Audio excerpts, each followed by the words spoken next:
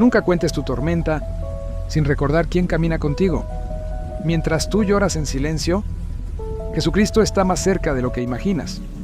Cuando caes de rodillas porque ya no puedes, Él no se aleja, Él se acerca.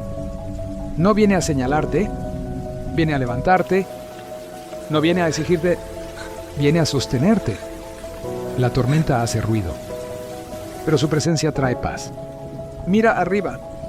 La luz vuelve. Si lo necesitabas, suscríbete y compártelo.